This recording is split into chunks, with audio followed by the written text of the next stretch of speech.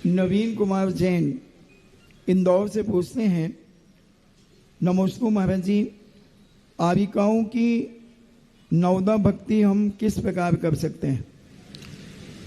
अब यह एक ऐसा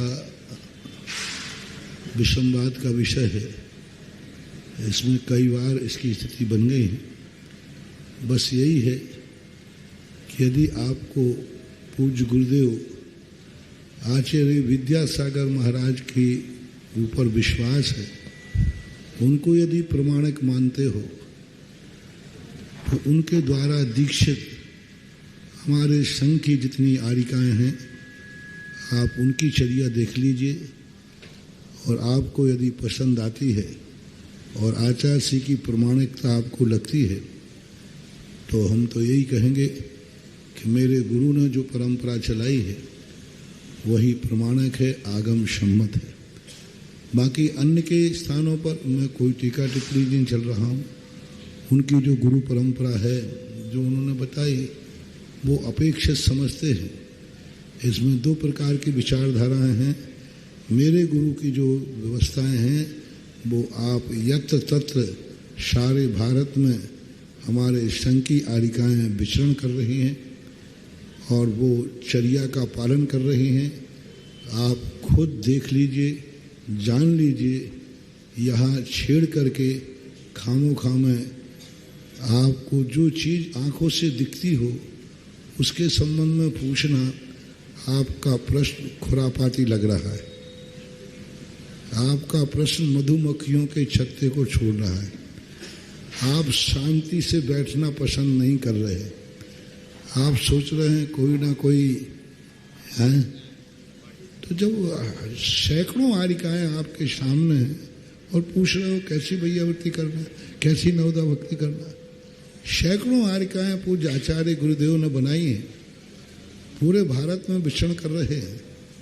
तो अपनी आंखों से देखो, अपनी हिय की आंखों से देखो, अपनी श्रद्धा से देखो और अपनी प्रमाणिकता स्वयं निर्णय करो। कुछ चीज़ें आँखों से देखने में विवादास्पद नहीं होती, मुख से बोलने में विवादास्पद होती।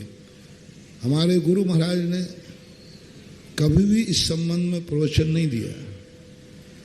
एक भी प्रवचन कहीं भी आप नहीं बता सकते हो जहाँ आचार्य श्री ने उपदेश में इस बात को कहा हो।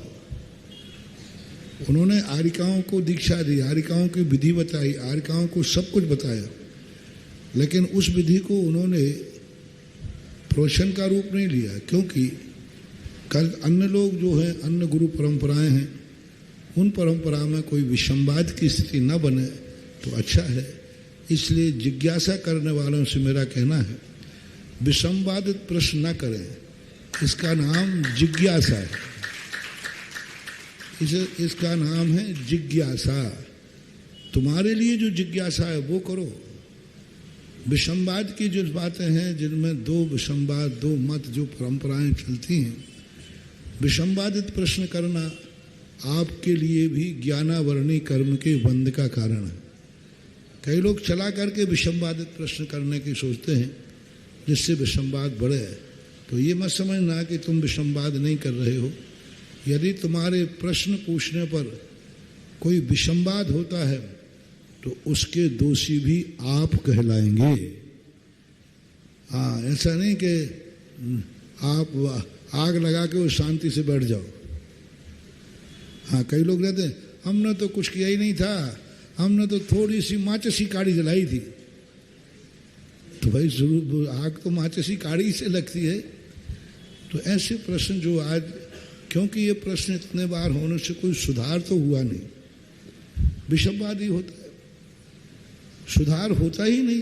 क्योंकि जो जिसकी परंपरा है, जो जिस रूप में ढल चुका है, वह किसी भी प्रकार से अपने आप को परिवर्तित करना नहीं चाहेगा। तो फिर उसके लिए हमारे यहाँ एक ही बात कही गई है, जो जिस धारा में बह रहा है बहने दो, तुम खुद अपना निर्णय करो और आगे बढ़ो। दुनिया का लोटा छानने की अपेक्षा अपना लोटा, इसलिए जिज्ञासाएं खुद अपनी खुद की करो, जगत की नहीं। जगत को जगत के ऊपर छोड़ दो।